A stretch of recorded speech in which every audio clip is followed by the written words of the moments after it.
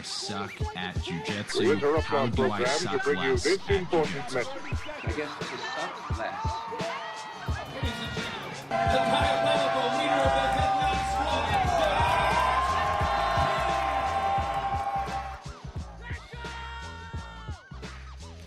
Hey everybody, this is Josh McKinney, and I just want to welcome you to the newest episode of the I Suck at Jiu-Jitsu show.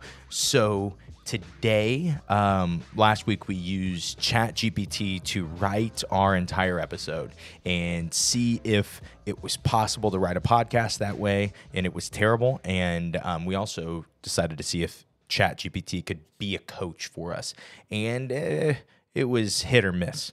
Today, I decided to not use ChatGPT and break out the old, field notes notebook where I always have good stuff written in here for you guys. These are always ideas when I didn't have a phone, which is most of the time because your phone is just the worst, right? But just different ideas, different random thoughts over 16 years that I have told people probably after training, sitting side by side on the mat talking about whatever, and they have come back to me at some point and said, hey, this was really good advice.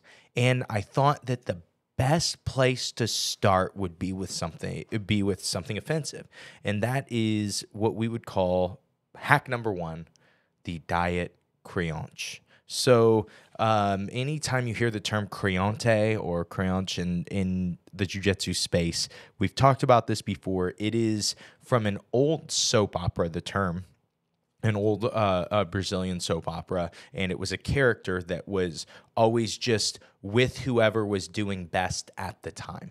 And that was when you look at a jiu-jitsu person that, oh, they left to go to the bigger team, or they left to go to the team that has a nicer gym or whatever, right? And that is how it was looked on. When I started jiu-jitsu, it was so frowned upon to leave your team. And I think it's becoming more and more accepted now. I have friendships with guys that used to train with me. And so, like, for me, I couldn't care less. I think that, like, some people, they're good. It's a good fit for them for a period of time. And then maybe it makes more sense to go somewhere else. And so there are reasons to leave a gym, right? But there are still places that you go. And for me, I don't know of many places that are like this anymore. I remember years ago, I would have people come in and train with us, and they wouldn't be able to take a picture.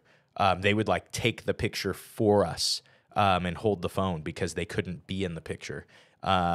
Because if their coach saw, they would get kicked out of their gym because they came and trained at a different school. And I'm like, I don't even know your coach. Why does he have such a bad opinion of me? They're like, no, just anybody. We just can't train anywhere. And so you still do see this mentality. I'm sure different areas are going to be different. I'm sure, when you think about it in the jiu-jitsu space, there's certain vibes when I go to different cities, but some places they still have this, you cannot cross-train, and you also, you are an evil person if there is any reason that you would go to a different gym or a different team. And I just don't buy it. And so if you are in that, though, and you don't feel like you're in a cult and you don't want to leave the school that you're in, I have a little hack for you. And that is what we would call the diet créance. And this is the guy that is the open mat king. This is the guy that hits the 5 open mats 5 days a week and then shows up 1 day a week to his main school, the cult, right, to pay the census or, whatever you have to do. I don't know what you guys do to shrimp up and down the mats, to bow to stuff. I don't know, but that stuff. And this, you go in, you pay your dues, everything's cool, you get your belt promotions through that team, you never leave, it's never frowned upon, and you, whether secretly or not, you just train at open mats at other gyms. And honestly, a lot of other gyms that don't possess the same mentality would just be happy to see you. They'd be like, oh yeah, you're good at jiu-jitsu. Why wouldn't we be happy to have you at open mat? You're fun, you're nice, you help people, you answer any questions any of us have, any of the students have. Yeah, of course, we would love to see you there. And so you can kind of use that to not leave your team but leave your team. Okay. And so now we'll look at hack number 2, how to not be the smelly gi guy. And this is honestly, these are just a few really quick tips on washing your gi. Super dumb thing to talk about. But I mentioned this on the podcast like 170 episodes ago, and I got some really good response. And I thought, you know what? We really should reiterate these 3 big rules of how to clean your laundry. The first hack was some type of fabric softener, or not fabric softener, some type of detergent that you really like. Sometimes we can't really do scents. You guys know what word I'm saying. Smelly stuff in my house. Seems like we're all allergic to that kind of stuff. Any type of fragrance, that's a better word. And so we'll always be doing something fragrance free. So if your gi stinks, there's not going to be any perfume to mask the stink. And so these also come from my best friend since 7th grade. He's owned laundromats. His family's owned laundromats forever, still does. And so he's like laundry king. He knows what he's talking about.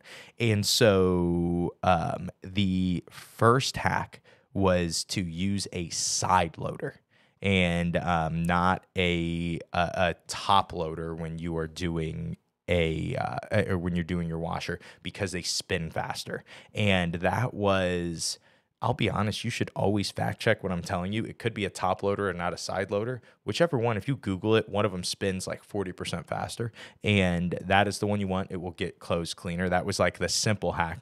But the second thing is when buying a washer, and this to me seems to matter more than any other washing your gi hack, a pre-rinse option.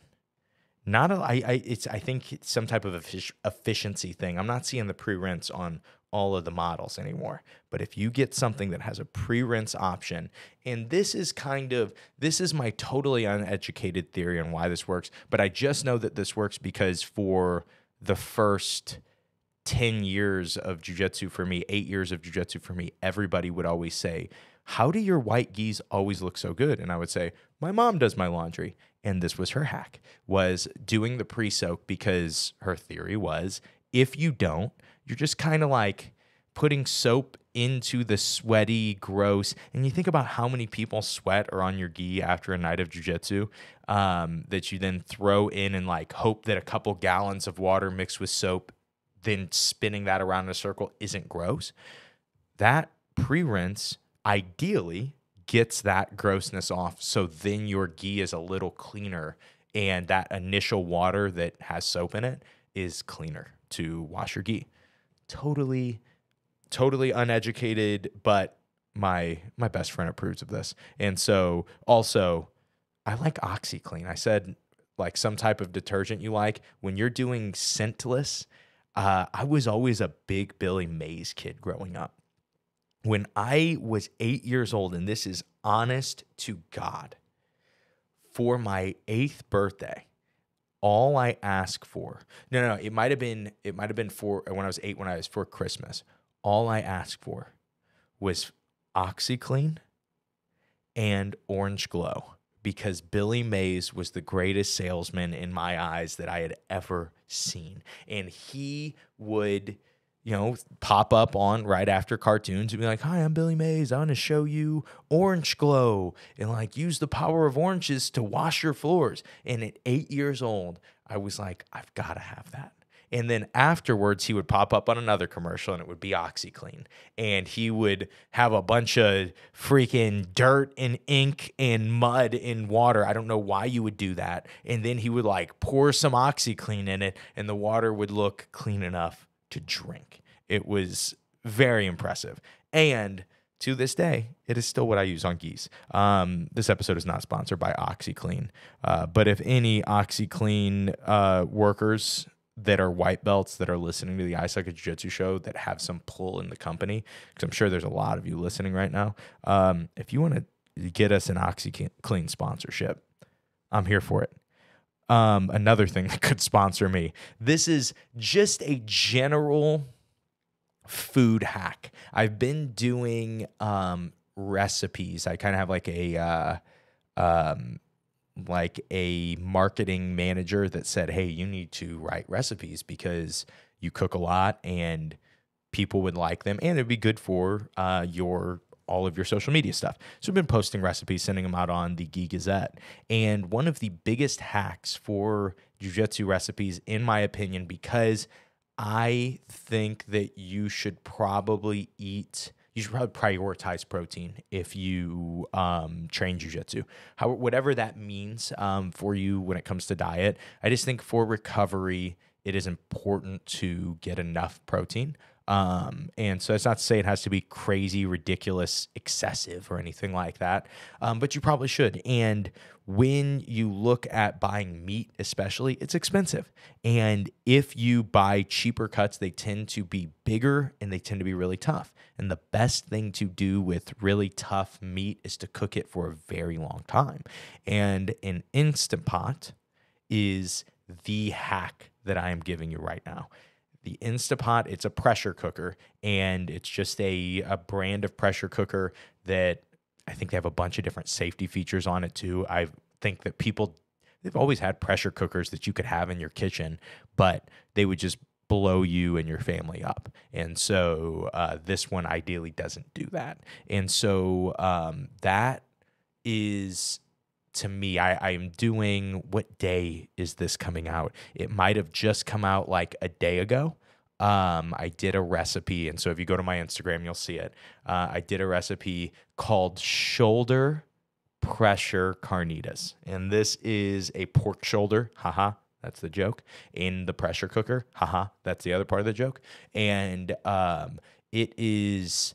when you really do a pork shoulder, there's quite a bit of fat, but you could have done something not so fatty if you were me, but it's delicious. And it has so many different applications of things you can eat with it throughout the week. So you can do a huge piece of meat on a Sunday, and it's very hands-off. Most of it is just the pressure cooker doing its thing for like 2 hours.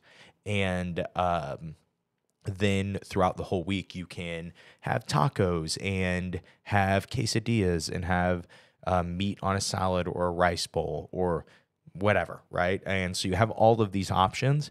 But to me, that's why the Instapot for a jiu-jitsu person makes rice very easily. You automatically get a rice cooker when you have an Instapot. If I were to be trapped in this studio for, I don't know, any period of time, like I have a bathroom, but I have no way to cook food. I have coffee. I have unlimited I Suck at Jiu-Jitsu show coffee. If I got one thing, all I would need is like an Instapot and rice and beans. You can cook dry beans in your Instapot, and they're the best beans ever if you like beans. And they're cheaper and better for you, and all kinds of other stuff. You have way more control of them. So many reasons to have an Instapot. One time, last shout out to Instapot. If I haven't sold you on this yet, this has got to be the one. So one time we are going to stay in Chicago for like a week after the Chicago Open and just train. And so it's me, Richie, and Bryce. And so we are all doing... we're all, I think, still getting ready to compete for a tournament a couple weeks later. So we're all going to be dieting. And I bring did I bring a pork shoulder? That's crazy. No. I just brought a huge thing of seasoned dried beans, and it had like bouillon in it for chicken stock. And that's how basic it was. And that was one of like the bases. And then I also brought a bunch of rice. And then we got meat to eat through the week, bought some like rotisserie chicken, and we were good on food, or we could have made something else in the Instapot. Huge shout out to Instapot. I'm sure that they're all kinds of white belts from Instapot headquarters are listening to. You guys can go ahead and sponsor the pod. Let's go to the next one. Number 4. What am I saying on this? I can't even read my own handwriting. You can prevent most BJJ injuries by learning to listen to your body. Yeah, this I've never done a whole episode on listening to your body, but it should. Eventually, I should do a whole episode on. We'll do a little little note there to make a whole episode on that. But really simply, if you start to learn to listen when you are too beat up and really know what that feels like, and one, you get better at not training those days or not training so hard, what happens is you really can be mindful of it. But then sometimes you'll still ignore it and it won't cost you and you'll be fine, right? But sometimes you'll ignore it a lot and you'll be like, I'll just keep training through it. I'll just keep training through it. And then you get a significant injury. And that significant injury puts you out for 6 months. And not only that, but then it's so hard to come back after a big injury. You're going to lose to everybody that you used to train with, that you used to beat. You're going to be in bad shape. Your jiu-jitsu is not going to work. You're not going to remember a lot of things. And it's just this tough battle of not getting getting injured. And so often the injury came because you just pushed it a little too hard. And if you were to, we use this quote a lot from Atomic Habits, if you were to keep the routine but reduce the scope, okay? So show up for class that night. And you can even train with the same partners. Just don't worry about losing as much. If you lose that night, whatever, you're protecting your body. Or play a little more defensive. Play a little less aggressive and a little less pushing forward and a little less fighting every single thing, and give up positions if you need to. But then do jiu-jitsu from there. Try to use less physicality. We talk about how most injuries come from your resistance. You know, like sometimes you're laying there and somebody just cranks on your ankle and you're injured, right? But a lot of times it's the thing that hurts your hand when somebody breaks your grip is the fact that you were holding so tightly onto that grip that got broken. And so if you, and this sounds crazy, you just let go, you will be in so much better shape. You will help your fingers so much. Speaking of, I snapped one of my fingers in half the other day, and I actually swear to you, I let go, and it wasn't even one of the fingers that was holding tight. It was kind of like my finger just kind of drug on the gi in a weird way. But yeah, it was terrible. It really wasn't that bad. It toughened me up. I'm more of a man now. My son was proud of me. But anyway, next one, number 5. This is probably the biggest one, I would say, on this episode. If you are listening to get better at jiu-jitsu, positional sparring is the easiest way to get good at anything. Positional spar it. I know ecological people will love to argue differently, but it is hard to argue the ecological approach is just very structured positional sparring. And sparring from different positions. Positional spar, at least in my definition, has always been a situation that has a defined beginning and end, right? And we start from that same spot, we go, and then there's an end or 2 different end points. And then once they end, we just do it over and over again. And with positional sparring, this is something me and my dad have done since blue belt. And it is the biggest key, I think, to me being good at jiu-jitsu, is that we have positional sparred for years, every position at this point. But at first, it was just the positions that we were stuck in, the positions we were in a lot. And I know that sounds weird because you're like, but aren't you positional sparring those when you're stuck in them and you're rolling live? It's different. When you change the rules and you change the beginning and end and you make it like, hey, we're going to do 5 minutes sparring this one position over and over. If there's any closeness and skill, most likely 5 minutes, you guys are going to go back and forth a little bit. And that also is, I've said this before, positional sparring, if you're a coach and you have all brand new guys and everybody sucks, get them all good at one position or one significant fight in a position. Make them start from De La Hiva with an ankle grip. And as things progress, add more grips that they have to deal with. But just start there and positional spar when there is a secured pass or when there's a secured sweep or submission. You reset. And what will happen is, yeah, you won't have people that are good at side control or mount or anything else yet, but you'll have people that are really good at that one fight, and you'll have training partners to mess with in that one position that is that's very big. It's a huge part of jiu-jitsu, right? And so if we're looking at hey, I want to get better at jiu-jitsu, pick things to get better at, things that you really need to get better at, and get reps of them. And the best way to get reps, in my opinion, is positional spars. Define beginning and end, have a good training partner, and work both sides. Not like, oh, I'll start right leg lead, I'll start left leg lead. If you never play left leg lead, don't do that. But like do top and bottom, because getting the other perspective and then seeing, oh man, that's really working for him. I'm going to try that when I'm on bottom.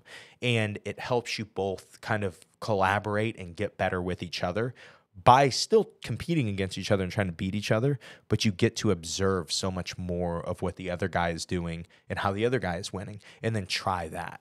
And so that is all we will say about positional sparring. Let's go ahead and we will go into a quick commercial break. And now that we have cut so much, we've cut to the new scene and we're going to our commercial break. Why did our commercial not play? That was weird. Let's try that again. Oh, there we go. We got it. So now that we're on our commercial break, and we're already talking about positional sparring, you guys know what I'm going to tell you about. What about on the I Suck at Jiu-Jitsu Show Pro? What if you want to know about positional sparring? What if you want to know about designated winner? What if you want to know about flow rolling and all the other methods that we, like I said, me and my dad really tried to work on while we were coming up in jiu-jitsu, and tried to use these methods to get good and to get our guys good at jiu-jitsu. And with all of that is included in How to Learn Jiu-Jitsu. How to Learn Jiu-Jitsu is an instructional me and my dad did. It's filmed different than any instructional I've ever done. It's presented in a way to like kind of just be fun to watch, so you can watch it a couple times, because so much of the stuff, so much of the ideas that are discussed, and the moves that are done and everything that you see is kind of absorbed through osmosis. It's just a different type of product, and you can purchase this at simplifyingjujitsu.com, or you can get it if you're a member of the I Suck at Jiu-Jitsu Show Pro. It is just included in being a member of the I Suck at Jiu-Jitsu Show Pro. And so be sure to check out the instructional that my dad and I did together called How to Learn Jiu-Jitsu. It is only available at simplifyingjujitsu.com. Let's go ahead and get back to the next 5 hacks. So, hack number 6. And I mean, this was maybe strategically placed. Most instructionals suck. They just do. Most of the time, you buy an instructional because you like a guy, because he was a good competitor, because he beat this guy, because he did this thing, whatever. But we buy these instructionals and we're really excited about them. And then we learn a few moves and like maybe 1 or 2 of them's cool. And then as we dig deeper and deeper into the instructional, you start to realize like, oh no, this guy has no idea what he's talking about. And it sounds bizarre. It sounds like it's got to be me. There's no way that this really high-level coach doesn't know what he's talking about. There's no way he doesn't. He's just making this stuff up. But the truth is, there is a very large way that is possible. With high-level coaches, you will see this less and less. Usually a high-level coach will put together a good jiu-jitsu instructional. But high-level competitors don't always. I would say generally they don't. Because to be a high-level competitor, you almost have to not focus on the other parts of jiu-jitsu, not focus on the teaching, not focus on the marketing, not focus on the presenting. You have to focus on the competing. You have to focus on winning.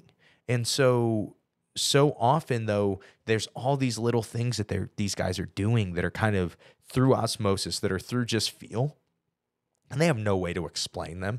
And so what they end up doing is they take the knee cut that they were shown 12 years ago as a white belt, and they teach you move for move that, when the truth was the reason their knee cut is great is because they have went off of it. They've done something different for their knee cut. And so, to me, I just don't think that is... I just don't think most instructionals are good because of that. So I guess off of that, though, if you find somebody you like who has good instructionals, buy all their stuff. Get all their stuff. And also send them a message on Instagram and ask for a private lesson. Even online private lessons with high-level guys that actually know how to explain jiu-jitsu well, or that have a perspective that you need, that you want, it's always going to be worth the time. It's just, an hour of their time. Maybe it's like $200-$300. Very few people in jiu-jitsu are more than that. And that is expensive. But if you really had good questions and you really knew what you wanted to ask, you really knew the perspective you were trying to get, I really think that would be huge. Is to, I don't know. What I'm telling you guys, sign up for the I Suck at Jiu-Jitsu Show Pro if you like the way I teach jiu-jitsu. That's all I'm saying. Let's move on. Number 7, jiu-jitsu is the best way to get better at jiu-jitsu. There's all kinds of ways to say this, and this is a saying. And again, like I said, these really are hacks over the last 16 years. This is something that my dad and I have said since blue or purple belt on our quest to get good at jiu-jitsu. The best way to get better at jiu-jitsu is jiu-jitsu. And this is because we were so interested in fitness. We were so interested in the best fitness method for getting good at jiu-jitsu. What was going to help. And every time we would come back to the conclusion, like, okay, you can get stronger. But pretty much everything else, it kind of needs to be done on the mat. And strength is always going to be helpful, right? We explain it like this. If you have 100 units of strength, there's no real way to measure it. But let's say you have 100 units of strength in a certain position. And you have to use all 100 units of strength to win that position. One, that's not efficient jiu-jitsu, but that's not what we're talking about. You are going to get tired if you have to do that a couple of times. But let's say you increase your strength by 20% and you had 120 units of strength available and you were only using 100 of them. You generally, most of us, your cardio is better in that level of intensity. And so getting a little stronger and then applying that to the jiu-jitsu that you already have can actually be really, really helpful. Not in the sense that I think it's always like, oh, it's going to make stuff work. I don't think so. But sometimes it makes stuff work better and you have a little more access to physicality that you don't have to use. And it makes you, I guess, a little more efficient. And so, just that is like, there's always this, like, I'm getting my guard passed a lot. Like, oh, yeah. What are you going to do? And guy would be like, I'm going to work on, we've been doing grip strength training. What? What do you mean? Like, we're doing grip strength training. And so that's how I'm going to not get my guard passed. Even if that did work, it's stupid. But it doesn't work. It's not how it is. Your guard isn't getting passed because your grips are getting tired. Your grips are getting tired because you're inefficient and you're not good at jiu-jitsu. So get better at jiu-jitsu. Don't worry about pinching like plates together. Don't worry about the squeezers or the opener things on your fingers. Don't worry about it. Just focus on getting better at jiu-jitsu. Focus on why your grips are so tired, because you are overusing them, because you are grabbing things that are unnecessary and you are squeezing way too hard. Fix that. You don't need the newest product. It's not going to make your jiu-jitsu better.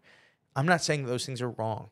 I think that there are probably things maybe you do need to gain some strength. Maybe you're trying to play a very specific guard that you would need to gain grip strength for.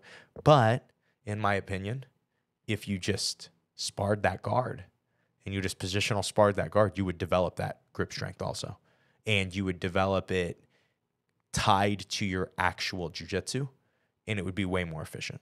And so that is why, I'm not saying it's the only way to get good, but the best way to get good is to do jiu-jitsu.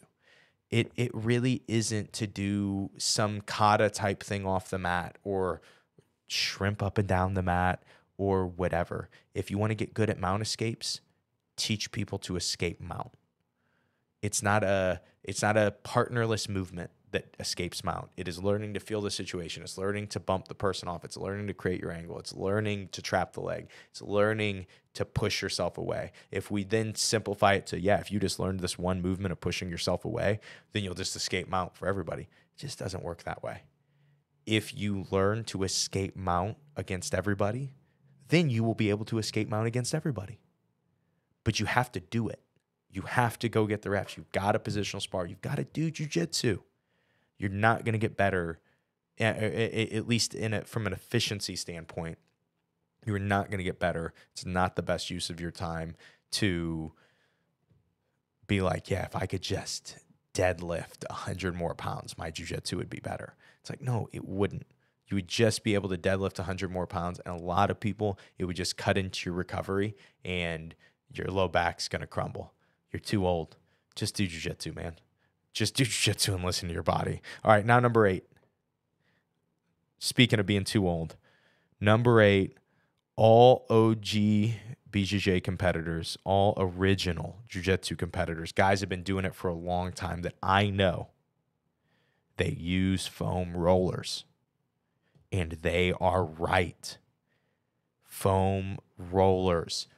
Sometimes they're pretty much like PVC rollers. They're not foam at all. Like PVC with a little bitty bit of cushion on the outside maybe, and then there's spikes on it and stuff. I mean, the bodies get pretty calcified in the older masters divisions, and so you got to have the strongest foam rollers imaginable. But I talked a little last week about how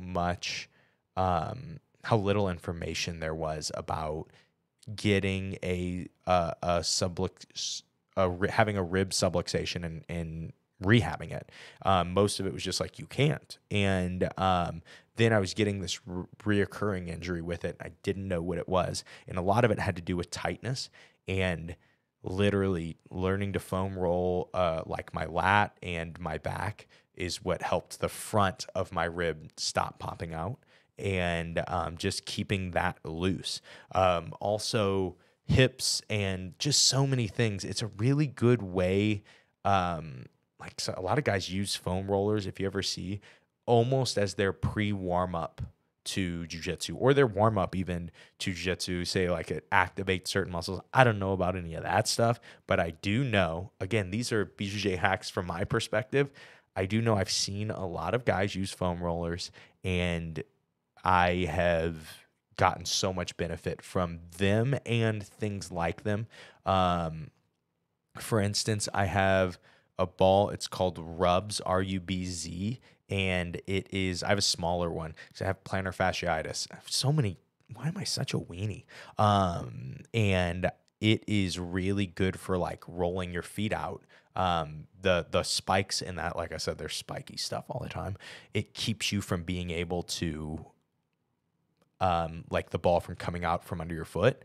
And so you can really pinpoint the pressure. It's horrible. It's the worst thing you can ever do for yourself. But, I have so many rolling out devices. The lacrosse ball is a great hack. Those are big enough, heavy enough, and they are rubbers. They kind of stick. And so those are 10 out of 10 product, almost as if they were designed for jiu-jitsu people to release their muscles. But lot of value in the foam roller. There are also there's this travel foam roller that Mark Vivas has. I don't know if it's the same one that he has, but it like folds flat. That's like the Cadillac of foam rollers. I got to get me one of those. I always look at them and I can't pull the trigger. I just can't pull the trigger. If we sell just a ton of Trinity of Guard passing instructionals through BJJ Fanatics, then I'll buy one. But it's got to be, it would have to be excessive. These things are not cheap. But yeah, foam rollers, big on them. Get them. Number 9. And this is, this could have been number 1 when it comes to BJJ hacks. This is one that it's so weird how this one works. And I'll explain this. So number 9, get as many perspectives as possible. And so when it comes to jiu-jitsu, get as many different perspectives as you possibly can when you were trying to learn jiu-jitsu. And that is not to say that everybody's right. I always hate that when people will be like, oh yeah, this guy was such a high-level coach, he was willing to learn from a white belt. Like, yeah, but most of the time that wasn't the situation. Most of the time, he was such a good coach, he learned from the white belt's stupid perspective, because that's how good of a coach he was. And so I would say that, like, that's what a good coach does, is he absorbs every perspective, or a good learner of jiu-jitsu, I guess. He absorbs every perspective, even if it is from a white belt. When I have a white belt that says, like, when I teach something, like, I don't understand, does it mean this? Sometimes I'll be like, huh, yeah, I guess it kind of does mean that. Just do that then. And it can help. Again, it's just a little bit of tweak of perspective. And I just think that when you see jiu-jitsu, and it's so hard because this is just the mentality ingrained in it. It is that this guy is inherently right and he's smarter than everybody, and then everybody else is stupid and no one else knows. And not just like the people under him, but everybody, like all of his peers, nobody has any idea how smart this guy is. And to me, it's like, I don't like that. That's annoying to me. That is, because it's never the case. And it's weird because as I have branched out, I will meet these amazing coaches. And the problem with most of those coaches that I've had is that they have had this great, unique perspective. But then they started to believe that it was the only perspective. And it's like, it's even as coaches, you can fall into that. And then they would tell you like, oh yeah, don't listen to any of these guys. And it's like, but do you totally understand what those guys are trying to say? Because if you don't, maybe there's something to get out of it. And so, yeah, just those are my my thoughts on getting as many perspectives as possible. Is it's like hard because sometimes you get a good perspective, but that person still is single-minded in it, right? And so I think a perfect example of this for me in my own jiu-jitsu was I did for like probably a year. I spent working like at least 1 or 2 days a week on a position you would call running man, or like a turtle guard. And the idea was to get better at like defensive jiu-jitsu, being able to retain guard without having to invert, and with being able to belly down and wrestle up and protect myself and not get beat up, and just be more efficient at getting on top. And I spent a ton of time doing it, and a lot of people were kind of like, hey, nobody plays this in jiu-jitsu tournaments. Why are you spending so much time learning running man? No one plays this and it works. Everyone gets advantages scored on them and they lose. Well, for me, it wasn't that I was planning on playing it that way. I saw running man as the strategy that I was seeing. I wanted to understand the fundamental idea of defense. And so for me, I focused on it. And I focused on it. And then when I got to a certain point, I said, okay, now it's time to finally just see where this fits into my jiu-jitsu. And it took a while. And I should probably even find the year, because you could see it in jiu-jitsu matches where I would try to do this retention of guard that was working for me in the gym. And I was getting my back taken, almost like, what is he doing? But it was back to the rib injury thing. It was really just to protect my ribs, trying to learn to retain guard that way. But then you see me do it now, and ideally I shouldn't have to, but you see just the difference of it. It looks very running man-y for 1 second, and then it goes right back into my other jiu-jitsu. And so that being said, it's like how you can take perspectives of jiu-jitsu. You don't have to apply them exactly how they were told to you. You don't have to, this isn't politics. You don't have to sell out and be like, well, now I support this person and everything that they say. It doesn't need to be like that. Just take their perspective, learn from it, ask questions, and then apply it how you see fit. It doesn't have to be it's weird. People can get so caught up in the application, like how we're going to do this. and not in how important it is to just have the right information. And so, when it comes to the perspective is like, sometimes you get really good information from the guy, and then he says, like, all guard passing is about getting chest to chest. And then you're like, that is great information. And then he says, so you should never, ever do this. And then you're like, wait, that seems like a part of the strategy. That seems like that's not the information anymore. That's you applying this information. I might apply this information as maybe I should always do that, right? And so it's just different. I hope that wasn't too conceptual, that whole rant. Who knows? Well, at least we're going to finish on a good note. This is my favorite. Number 10, BJJ hack number 10. And I'm telling you, this is straight out of Josh McKinney and what he's done his whole jiu-jitsu career. This works. And again, I'll tell you why we did it in a second. But flow rolling with the perfect partner is more helpful to learn to feel BJJ than anything else. We talk about the idea of developing feel in rounds and not having to overexert yourself because you can feel what's going on.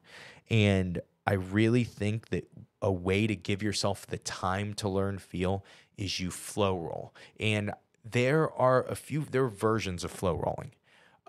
But to me, it's the closest thing to a choreographed dance in jiu-jitsu because it's done by feel. And so it's not actually choreographed. And so how it works is there is never a stagnant position. So if you take my back and you get both hooks and you get my back, you're never going to just squeeze and be like, okay, figure four, don't let him out. You are going to let me free a hip. You're going to let me get something, create a little space for me, then try to climb to mount even, right? It doesn't even mean you're letting me win, but you're just not going to let the position stop. And then I'm going to try to stuff your leg because I've been shrimping up and down the mat for months. And you are going to, however you respond to that. Or you let me get to your guard, and then I start to try to sweep you, and then you respond. But it's just this form of jiu-jitsu. And I've been telling my dad he and I need to do a YouTube video where we just do like a 10 or 15 minute flow roll, because this is something we've done forever. And it's hard. No one really shows you what that is. But if you watch, go to Jeff Glover's Instagram, he'll have different rounds with Majid Hage, Gorilla Hands, and they'll do some flow rolling, and it's like neither guy is going hard. They're trying different stuff, but when you watch them and then you watch them compete, it looks very similar. And the reason is because in those flow rolls, you can I don't go for anything I don't go for. I only go for my regular jiu-jitsu technique. I just try to see if I can do it at 0% strength and speed and total perfect efficiency and perfect timing, right? And the cool thing is you get to have more perfect timing because instead of a millisecond, you get a whole second of a window because your partner's not going super fast either. And this takes time to develop. Your first time's doing it, it's going to feel like, okay, I scissor swept him, he escapes, he scissor sweeps me, I escape. But that is proof, in my opinion, that you need this type of training. This type of training lets you connect. There are so many fights that happen for a scissor sweep to get set up. There are so many fights that happen once you get knocked to the floor to actually get on top, then to escape mount, then to do another one. There are so many little things that are happening, so many other avenues we could have went. And so when you start to flow roll and there's no fear of losing, or I only will finish with instruction in a flow roll, meaning if a guy hits a cool armbar on me, a lot of times he'll start to let me defend it, and I'll start to defend it, and I'll be like, finish that, and then they'll finish, right? And again, I have 3 training partners I can do this with. This is not something I can do this with a bunch of different people. But the people that I can do this with, it helps my jiu-jitsu so much. And then, like I said, there are different versions of this. That's the standard. It's just pretty effortless. The most fun, and I think the most beneficial, are the guys that you can, when me and my dad do this, and like I said, I need to do a video of it. But it's 10% strength the whole time, but we pretty much are just doing jiu-jitsu. We're pretty much trying to beat each other in the round, and it's just not using strength, not using force. And that's why you need the perfect partner. It's because almost always, why can't you do this? Well, it's because my partner's going too hard. It can't be that. You have to, no matter what, even if your partner did go too hard, you've got to be so good at staying restrained and keeping that 10% pace, so then your partner can still feel comfortable. But what happens with everybody is they go, oh, my partner went 12%. I'm going to go 14. Oh, he went 20. I'm going to go 40. He went 40. I'm going to go 80. And you're going 100%. And that's why people can't flow roll. But I'm telling you, if you found just one partner to learn this with, learn the choreograph by feel dance that is flow roll, this will help your connections in jiu-jitsu. And it's fun, and it protects your body. And you can do, I mean, we used to do training sessions, and I think my dad still does them, where it's like 30 minutes to an hour of flow rolling with like 1 or 2 different partners.